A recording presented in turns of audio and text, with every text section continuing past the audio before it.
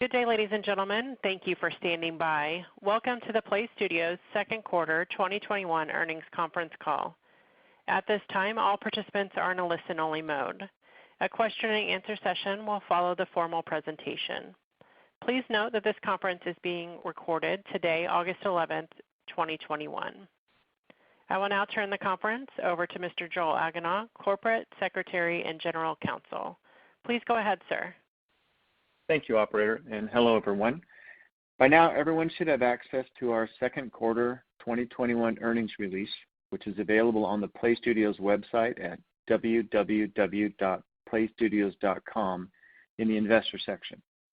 Before we begin our formal remarks, we need to remind everyone that some of management's comments today will be forward-looking statements within the meaning of the Private Securities Litigation Reform Act of 1995. Including those regarding our future plans, our mergers and acquisitions strategy, our strategic and financial objective, expected performance, and financial outlook.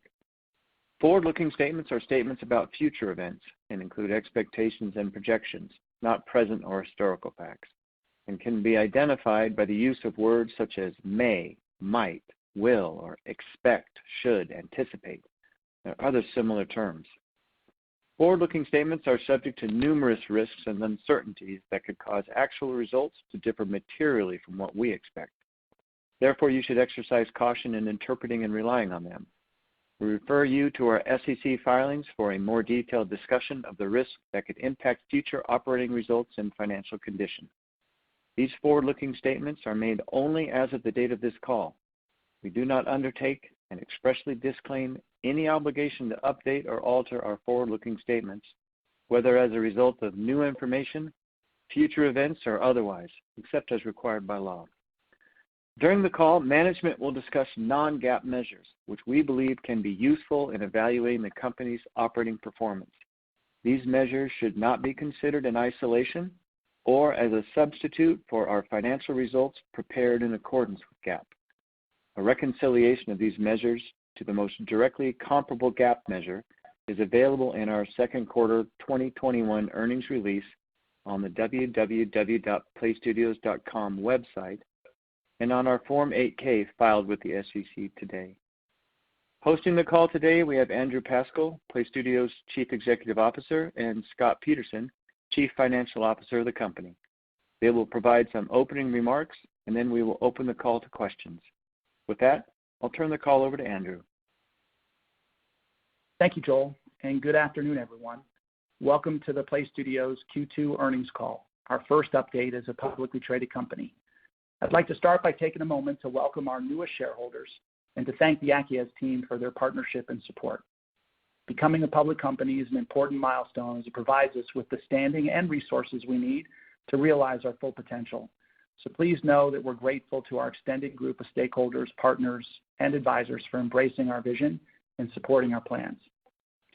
It's been just over 10 years since a small collection of us founded Playstudios. We had a simple and novel idea: to engage people with captivating games and reward their loyalty with real-world benefits. And today, over 110 million people have downloaded a Playstudios game and enjoyed over $500 million of real-world rewards. As we now look forward with an expanded view of our opportunities, I feel it's important for investors to understand our story started over 10 years ago and stretches into the future well beyond the first few months of our being a public company. And so I'd like to start our first earnings call by taking a few minutes to provide some context and reaffirm our vision and plans for the future. Our vision is surprisingly simple: leverage compelling games to attract and engage players, and use our unique loyalty program to enrich their experience and convert them into real-world consumers. This focus on play for free, earn for real has resulted in a collection of franchise games, millions of players, and an expansive portfolio of over 500 unique rewards. I should note that we've accomplished this through our own organic efforts, having assembled every team, produced every game, attracted every player, and secured every partner. The result is a gaming ecosystem that is totally unique among the thousands of companies serving our $175 billion industry. The first proof point of our model was our MyVegas slots product, which we launched on Facebook back in August of 2012. It was a mashup of the popular resource management games of the day and game mechanics from the casino industry. It also leveraged most of the iconic Las Vegas brands and our industry-first loyalty program. Players were invited to play social casino games, build their own virtual version of Las Vegas, and earn enough loyalty points to visit the real one. Within months, we had amassed hundreds of thousands of players, spawned self-organized fan groups, and delivered new consumers to our rewards partners. It was clear we were onto something. Having validated the strength of our model on the web, we turned our attention to mobile and executed a growth plan that called for a suite of games, each focused on a specific subcategory within the casino genre. In the span of just 4 years, we updated MyVegas Slots, launched MyKonami, and introduced Pop Slots, each of which quickly scaled and became franchises with evergreen characteristics. We also expanded our loyalty benefits, adding partners in Canada, Western Europe, Australia, New Zealand, and select regions in Asia. It was clear our model was working. With a string of successes, a history of profitability, and nearly a decade of experience supporting the power of our paradigm, we set out to exploit it more fully. In recent years, we've abstracted the loyalty program's technologies, tools, features, and functions, and constituted Play Awards, a platform tailored to optimizing the long-term value of players. And now we're beginning to leverage it more fully by applying it across a broader collection of games and genres. Our most recent implementation of our Play Awards model is with MyVegas Bingo, an innovative take on one of the most widely known and popular casual game formats. The bingo category is among the fastest growing in mobile gaming, posting a year-over-year growth rate of nearly 40% and topping $800 million. We entered the market back in late March with a game that embodies who we are as a company: standard-setting creative execution, innovative game mechanics, proprietary IP, and our play-for-free, earn-for-real value proposition. In our first few months, we scaled our audience to over 100,000 players and are seeing retention, engagement, and conversion metrics that rival the long-standing leaders in the category. We're also seeing some of the highest participation rates in our loyalty program. While it's still early in the cycle of establishing this product, we believe it's on a path to becoming another franchise in our portfolio, contributing the expected $45 million of annualized revenue at maturity. Next up is Kingdom Boss, an innovative and beautifully executed RPG game that brings the dynamism of rewards to this $6 billion vertical. For the first time, players will be able to go to battle in an immersive fantasy world while accumulating benefits in the real one. Our development partners at Boss Fight Entertainment have spent nearly 2 years crafting this game, which is now in its beta test. Assuming the launch criteria are satisfied, we plan to introduce the product globally later this year. In addition to these new products, we've continued to qualify and onboard new rewards partners. During the quarter, we welcomed Intercontinental Hotel Group, Innovative Music, City Winery, Sequan Casino Resort, Singing Hills Golf Resort, Peppermill Resorts, and additional MGM Resort properties. We also recently secured relationships with Bolero Bowling and Attractions and the Anschutz Entertainment Group, or AEG. This collection of new partners further illustrates our capacity to both broaden and deepen our benefits, enabling us to keep our promise of delivering games players love with rewards they want. Which brings us to the principal reason for our going public. We firmly believe that loyalty will play an important role in the future of gaming, and we've built the products, tools, teams, and capabilities to solidify our standing as the loyalty leaders. But to fully exploit this position, we need to demonstrate the value of our model across genres. With that said, we plan to accelerate our expansion by acquiring companies, teams, games, and players that we can integrate into our platform. In doing so, we'll compress our growth cycle, minimize creative risk, and lift the results that will drive shareholder value. Executing on this M&A strategy calls for significant resources, and having completed our recent merger and public listing, we now have roughly $380 million of liquidity, including over $230 million of cash on our balance sheet. Allocating that capital to our M&A strategy is a priority for management and the board. To that end, I'm thrilled that Jason Hahn has joined us as our head of corporate and business development. Jason brings to our leadership team his 15-plus years of strategic, corporate development, and banking experience from companies like NBC Universal, Activision Blizzard, and JP Morgan. Now, before we turn our attention to our second quarter results, I'd like to reinforce a few key points. First, our vision and strategy have always been focused on creating value over the long term. If you look at our history, you'll find moments when we focused on preparing for future opportunities, followed by periods when we've surged forward. 2021 was always intended to be one of these formative periods. whether it be the investments in new products like Bingo and Kingdom Boss, the expansion of our Play Awards initiatives, going public, or executing an M&A plan. 21 is and was always about advancing our strategy and seeding the growth for 22 and beyond. I also want to highlight that creating a great game is an organic and at times less predictable exercise. While the production and execution can be tightly managed, getting the core experience and play value right is less deterministic. This was the case with some of our other products and is proving to be the case with Kingdom Boss as well. As a result, the timeline for its launch and resulting revenue contributions have shifted out, impacting our expectations for the balance of this year. Given the strategic significance of this product, it's critical that we take the time needed to optimize the experience. It's our view that the short-term impact will be more than offset by its long-term contributions. With that said, we currently expect 2021 revenues to now be between $290 million and $300 million. Additionally, we currently expect 2021 adjusted EBITDA to be between $35 and $40 million. I'll now turn the call over to Scott to provide more specifics on the financials. Thank you, Andrew.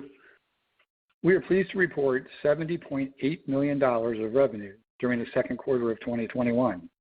Clearly, year-over-year comparisons this quarter are impacted by the stay-at-home restrictions that were in place during the second quarter of 2020. Given the unusual nature of last year's quarter, we think looking at year-to-date comparisons is useful. Year-to-date for the 6 months ending June 30th of 2021, the revenue is up 6.4% to $144.9 million versus $136.2 million during the same period last year. As Andrew emphasized, we are focused on growth. Whether it's optimizing our core franchises, launching new games, or investing in our Play Awards platform, we're focused on positioning the company for continued expansion. However, it's also worth highlighting that we are disciplined and look to continue to grow profitably. Through the first 6 months, our cost of sales as a percentage of revenue has improved from approximately 34% last year to approximately 32.5% this year. We generated $3.4 million of adjusted EBITDA for the quarter and $17.9 million for the 6 months year to date. It's worth noting that the most recent quarter includes stepped up investments in product development, live operations, and user acquisition to support our Bingo launch, along with the continued carrying costs of the Kingdom Boss effort as we work towards its introduction later this year. Looking at the underlying quarterly operating metrics, daily active users, or DAU, were 1.25 million, and monthly active users, or MAU, were 4.3 million, down 3.8% year-over-year, but up 15.1% quarter-over-quarter. Average revenue per daily active user, or ARPDAU, was 62 cents, up 12.7% year-over-year, but down 5% quarter-over-quarter. And payer conversion rate was 2.7%, up approximately 40 basis points year-over-year, and down approximately 10 basis points sequentially. We also saw an increase in our loyalty program activity as reward purchases returned to pre-COVID levels, with 534,000 purchases in the quarter versus 173,000 for the same period last year, a 209% lift. Turning to the balance sheet, we ended the quarter with approximately $230 million of cash. In addition, as we previously announced, we entered into a new $75 million 5-year secured revolving credit facility with a company option to increase the facility for up to an additional $75 million. The revolver is currently undrawn. Post the close of our merger, we have 125.8 million shares of common stock outstanding. We are very well capitalized to execute our multi-year plan and address our key priorities of launching Bingo and Kingdom Boss and exploring opportunistic and accretive M&A. Lastly, I'd like to touch on guidance and clarify our overall approach. We will provide a range of expected annual revenue and adjusted EBITDA and update it each quarter. We expect to initiate guidance for any upcoming year when we report the fourth quarter and year-end results of the prior year. As Andrew mentioned, we currently expect 2021 revenues to now be between $290 and $300 million, representing year-over-year growth of roughly 10% at the midpoint. In addition, we now expect full year 2021 adjusted EBITDA to be between $35 and $40 million. Our guidance reflects the continued ramp-up of myVegas Bingo and a modest contribution from Kingdom Boss, given the anticipated launch timeline. With that, I will pass it back to Andrew for some closing remarks. Thank you, Scott. Before I open things up for questions, I'd like to provide a quick recap. Since our founding 10 years ago, we've remained true to our vision: create great games and reward the loyalty of our players with real-world benefits. We've proven our unique model and expanded organically with a portfolio of 5 apps, all published on our Play Awards platform. We're poised to expand our market opportunity and accelerate our growth by applying our loyalty model to other games and game genres. We just recently entered the casual market with our bingo product and expect to soon launch Kingdom Boss, our first foray into the RPG genre. We've enhanced our collection of loyalty benefits by adding more partners and more in key categories such as resort destinations, amusement centers, concerts, shows, and special events. We've secured the resources to more fully leverage our model and accelerate our growth through M&A activity. We generated $145 million of revenue for the first 6 months of the year, a 6.4% increase over the same 6-month period in 2020, and we remain profitable, generating nearly $18 million of adjusted EBITDA so far this year. And we've augmented our teams with the experience and skills needed to execute our plans. In short, our company is better positioned today than ever to solidify its unique market position and realize its full potential. Lastly, I want to thank my co-founders and our nearly 500 colleagues and team members around the world. Their dedication and uncompromising commitment is inspiring and the life force of our business. I know that it's their dynamism, creativity, and grit that drives our success, and I look forward to continuing to grow together. With that, I thank you all for joining us today, and we're happy to answer any questions. Operator, please open the line for questions. Certainly. Ladies and gentlemen, it is star 1 on your telephone if you had a question or comment at this time. Again, star 1 for any questions. We'll go first to Ryan Sigdahl with Craig-Hallum. Your line is open, sir. Please go ahead. Good afternoon, Andrew, Scott. Thanks for taking our questions. Hey, Ryan. Great to hear from you. Curious, I guess to start on Kingdom Boss, so previous expectation was second half launch. I guess can you clarify exactly when you're expecting it now and then what the previous expectation was? Yeah, I mean, look, our previous expectation was it was going to launch in the summer. We indicated that it was likely to move into sometime in the late fall. And so we're continuing to work on evolving the product, but as I just shared, until we feel really confident about all of the metrics, we have very specific criteria that we hold a product to before we launch it. We're going to continue to just invest in getting it right. And so we're in that cycle. We still have a deep belief in it as a product, and we don't want to compromise it by launching it too early. So it'll be, the very later part of this year. So the contributions that we now expect from Kingdom Boss are really quite marginal. And I guess what exactly are you looking for? Because it's being beta tested in various, smaller international countries. Reviews look good, ratings look good. I guess, Can you clarify what exactly you're waiting for? Sure. I mean, the cycle and it's not unique to us, that every product goes through is, you focus first on the capacity for the product to retain its audience, so all the key retention metrics, and then you focus on engagement and make sure that you're seeing the kind of behavior and lasting commitment to the product from those players you've retained, and then ultimately its capacity to convert some of those players to payers and they monetize at the rates and levels that you would expect. And so, you work through the cycle of optimizing a product, really advancing through those 3 key, kind of measures of performance. And so, it's tough to read retention altogether because we are in kind of markets that aren't considered to be our primary markets, but we're able to benchmark kind of how the overall product performs from a retention perspective. And then the same is true in terms of engagement. We're in markets where we feel like we can benchmark the overall level of appeal of the product in terms of frequency of play and the length of time per session and total time played per day, and then the actual behavior at a very granular level within the app so that we can see if the key features that we think are going to drive the long-term value and engagement are what, in fact, the players are responding to. So it's complicated. Sometimes, as you go through and we iterate on the product in a cycle of every 2 weeks, and so we're learning, adjusting, optimizing, and then releasing a new version of the product to measure and see how it performs. This is not atypical. Every product goes through this exercise. What is, as I shared, less predictable is when it ends. And it ends when you feel like in balance you have those collection of metrics at a place that really supports your then investing the tens of millions of dollars in scaling and growing the product.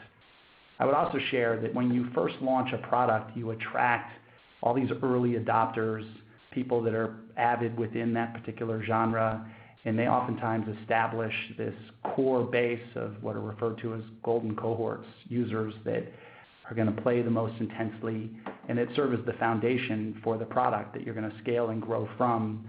And so you want to make sure that you've got the product at a place where you'll be able to appeal to and retain those players. So we don't want to lose or miss out on that opportunity. We feel, as I said, good about where the product is. We know we still have work to do. Our partners at Boss Fight are intensely focused on it. And so hopefully that provides a bit of clarity. Yes, helpful. So curious, you cut relative to your financial revenue targets as part of the de-SPAC process. You cut revenue by $33 million. Sounds like a few months, maybe up as long as a half a year. Seems like there's more, I guess, what was the Kingdom Boss expectation this year? I see $60 million, but that's full run rate ramped up for 2022 for a full year. So I guess it seems like there's more coming out. Any way you can bridge that? Well, there's a couple things. So first of all, as we talked about, right, Kingdom Boss shifts out to 6 months at least, and hopefully, as I said, we're going to get it launched before the year is out. But what's shifting out of this year, its most productive months.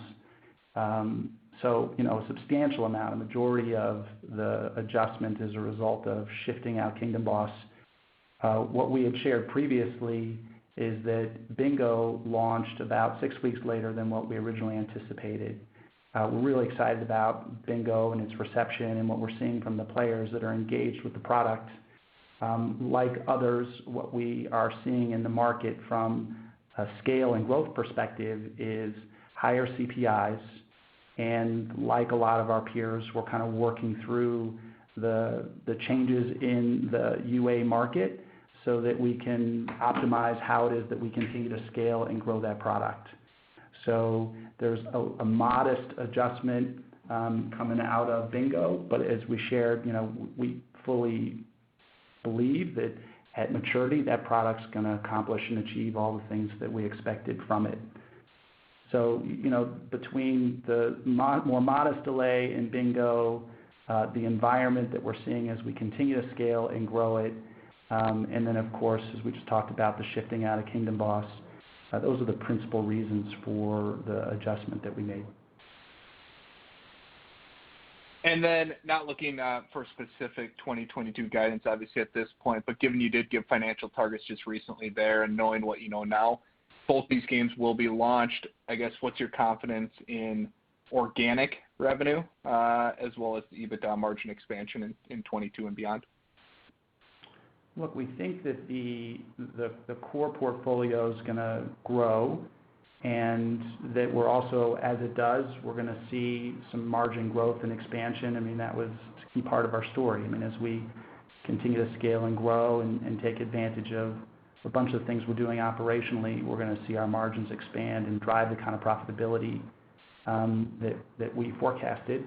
As far as the impact of these delays into next year, we're in the process of doing that modeling. And, as Scott shared, we'll provide that guidance as we get a little bit closer to the start of the year.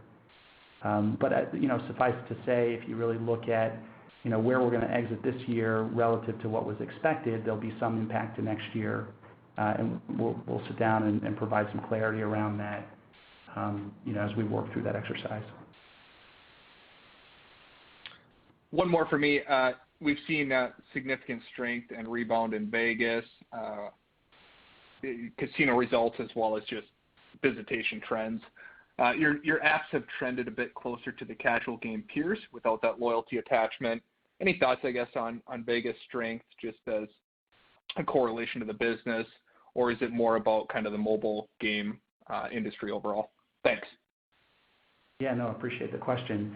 So look, I mean, I think that we're in the mobile games industry, right? We're appealing to our consumers and players and scaling, growing our audience. And of course, they love this proposition where they can take advantage of these real world benefits.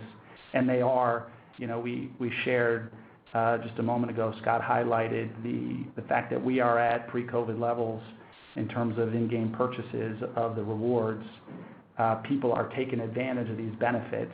Not surprising because they've had a year and a half to amass and accumulate a whole bunch of loyalty currency that they haven't really been able to spend. And so as our reward partners come back online and we continue to expand with new partners and new reward opportunities, our players are taking advantage of those benefits.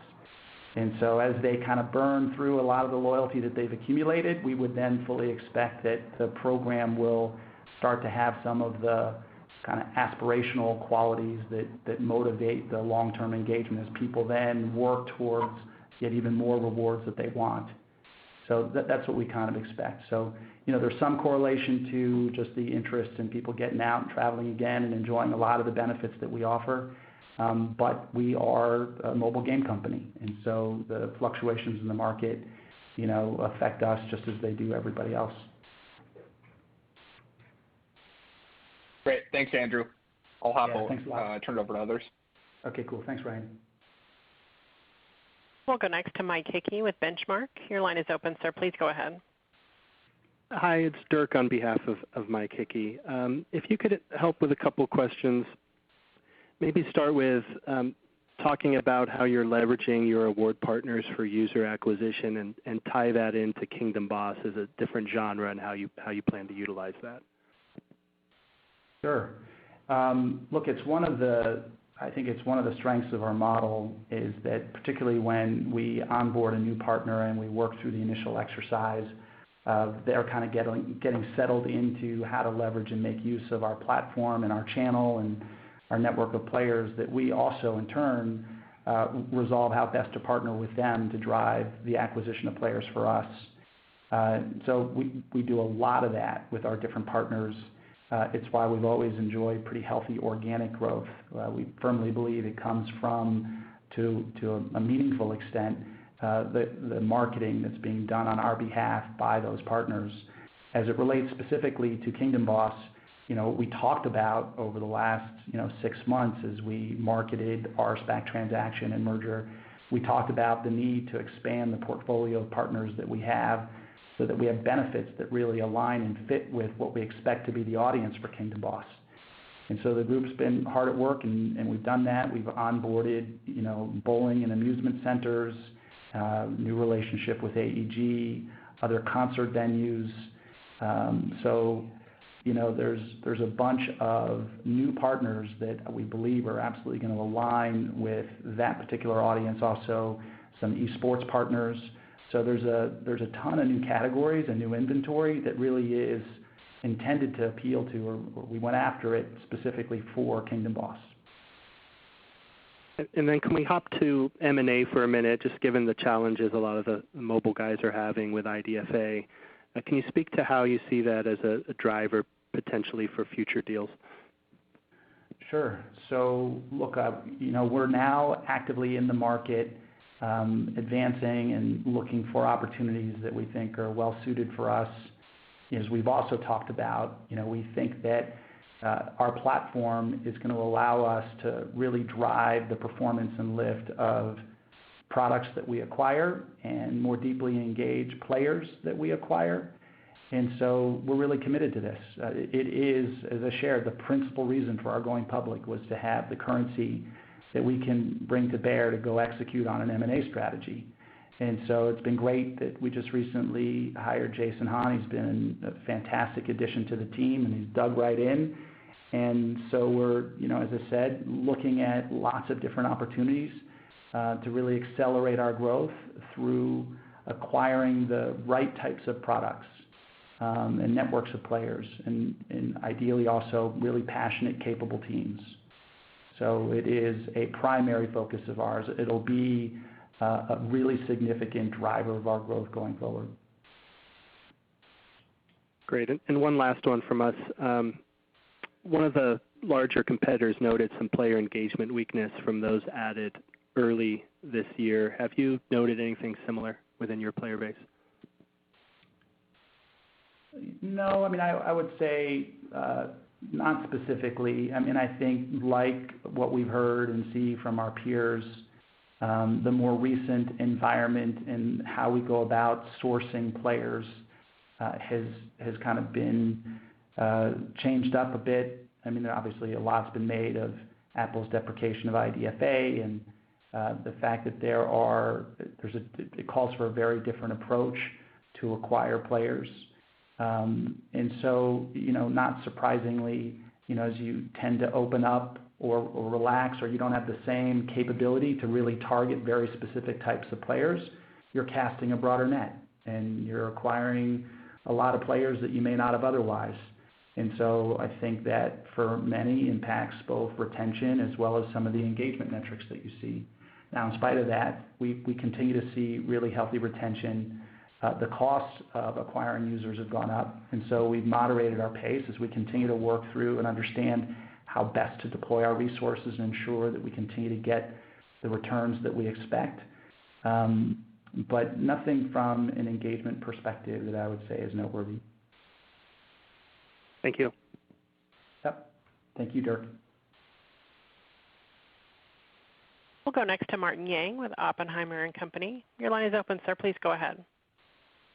Thank you. My first question is on the conversion rate trend year over year. Can you maybe talk about what goes into the change there, or is there any is it just a normal fluctuation, or is it something you have tweaked in your UA campaigns or marketing campaigns?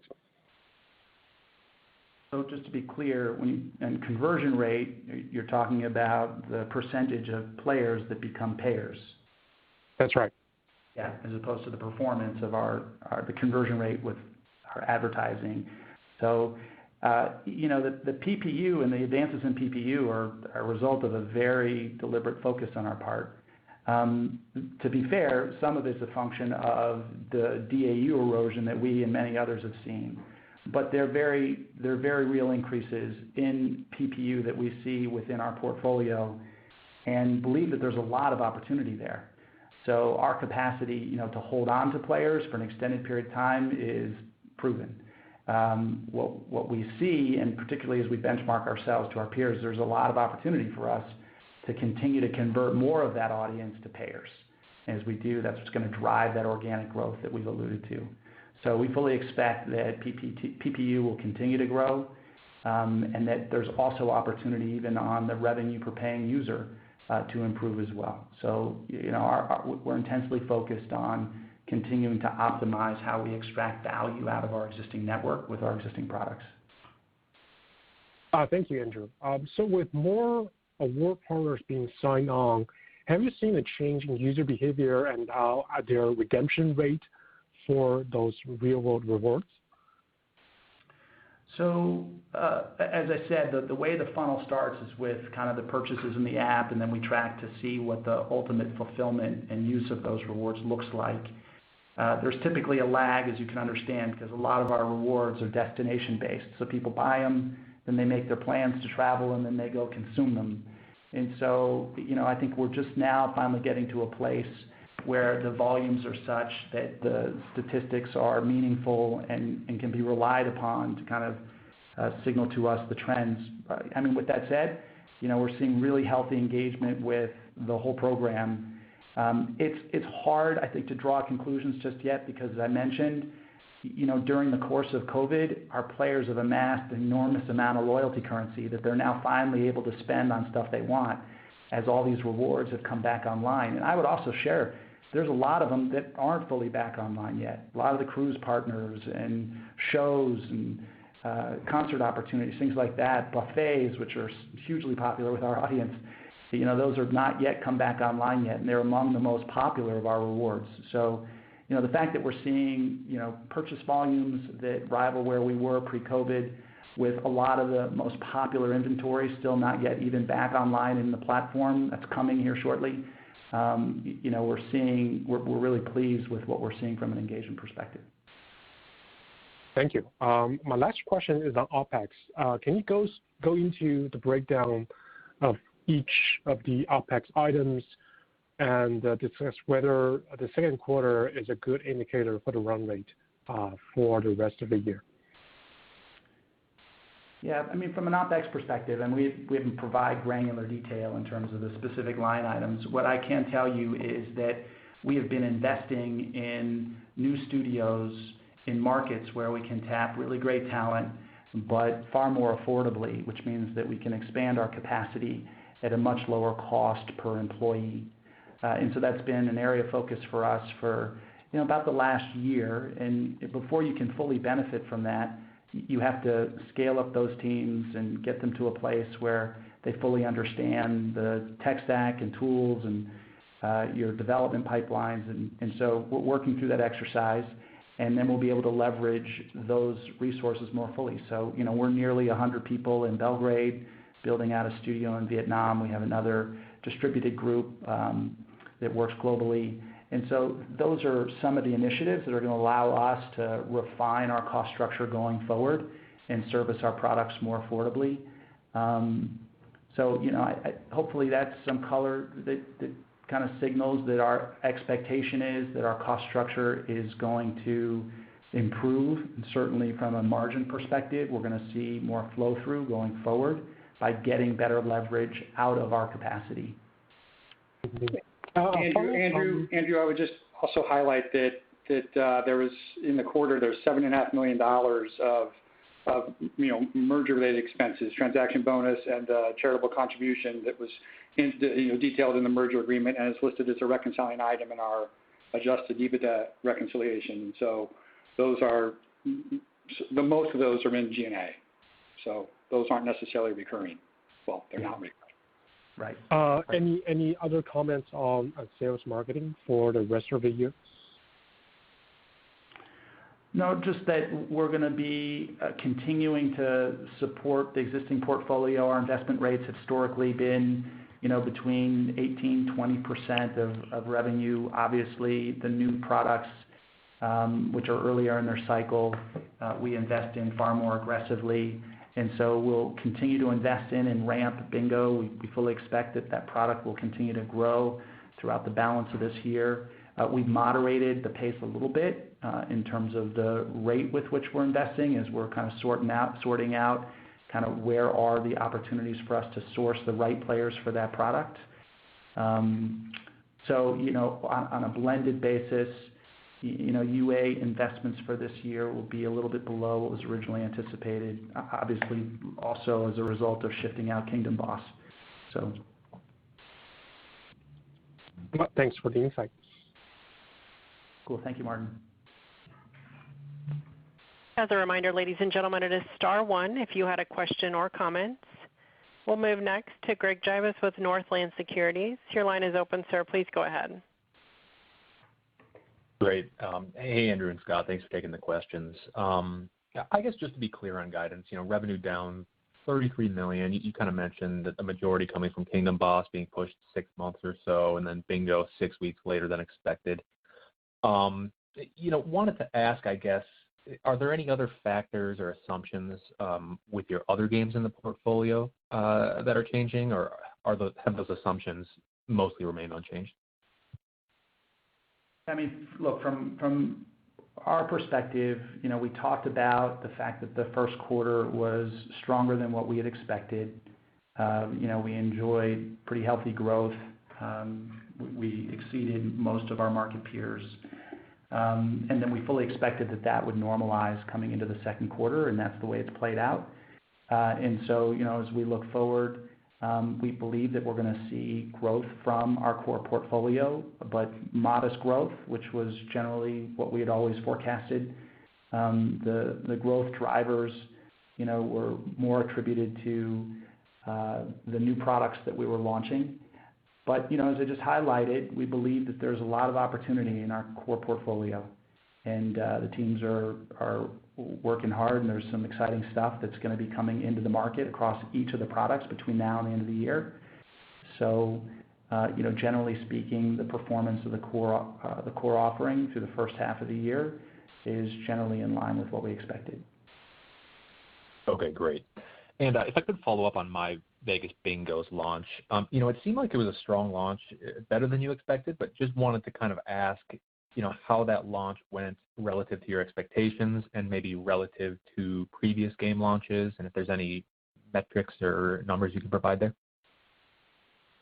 Yeah, well, look, we provided an overall kind of number in terms of, when we launched, we scaled the product up to over 100,000 DAU pretty quick. We had expected that because, our prior experience in launching each of our other products was similar. In fact, we were able to drive more growth out of our network, and we believed that was more a function of launching a new slot product with a slot audience. And so this is the first time, actually, I guess, with the exception of blackjack, where we launched a product that was not a slot product and marketed it to this network of players. And so while we did a bunch of surveys to try and qualify and estimate what we thought the contribution would be from our network, it was hard to really dial that in. With that said, a meaningful percentage, more than a majority of the players that we've sourced so far and that are actively engaged in playing the My Vegas Bingo product are from our network. And then we've layered on top of that these new cohorts of players that we're sourcing out in the market. And so what I will tell you is that the rate and pace with which we are sourcing and scaling and growing the app is more moderated than what we had imagined. And that's by our choosing, right? I mean, as we source traffic, particularly in the environment today where CPIs have gone up and it's more difficult to target and profile the customers or the players that you're going after, we just felt that it was smart for us to be a bit more measured, go after higher quality players that we know are going to monetize and be long-term players. And so that's been our focus, where when you first launch, you might choose to have a complement of or optimize for both engagement and returns on your ad spend. We've shifted our emphasis to more returns on ad spend, higher quality cohorts of players and users, albeit smaller cohorts of players. And so, what you should expect to see then is maybe a smaller overall audience for the product, or at least at the rate with which it grows, but with stronger unit metrics in terms of conversion rates and ultimately the monetization and what we see in terms of the resulting ARPDAPs. Okay, great. Yeah, that's helpful, Andrew. Wanted to ask too about the loyalty partner base pipeline. Are you seeing stronger interest from new brands, and I guess is interest growing maybe relative to beginning of the year or a year ago, and just kind of how you think, as your portfolio of games gets more awareness, will that process be easier in terms of adding new partners? For sure. Absolutely. We're seeing, great interest from, the different types of companies that we've approached and those that are approaching us, which wouldn't have in the past. So we feel really good about the standing and the position of PlayAwards as a platform. And look, maybe I'll take this opportunity to just reinforce that, over the long term, sure, we have amazing game makers within this company, but we have this incredible platform that we're trying to very thoughtfully position as a growth driver for our business. And so the whole idea was leverage it for our own organic games, then go do strategic partnerships with products that we control, then go acquire other companies with existing products, integrate those, and progressively demonstrate and prove out that the loyalty program drives the same kind of lift for them as it has for us.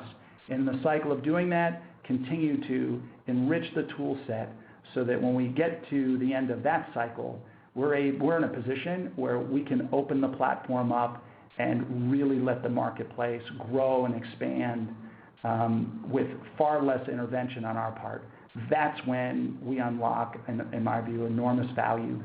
And so we appreciate we got to work ourselves into that position. I think we've articulated a thoughtful strategy for how we're going to do that, and we're in the early stages of it. Okay, great. Thanks, guys. Yeah. With no other questions holding, I'll now turn the conference back to management for any additional or closing comments. Look, I just want to, again, thank everybody for participating, and we look forward to our future calls and continuing to update everybody on our performance and results. So thank you. Ladies and gentlemen, that will conclude today's conference. We thank you for your participation. You may disconnect at this time, and have a great day.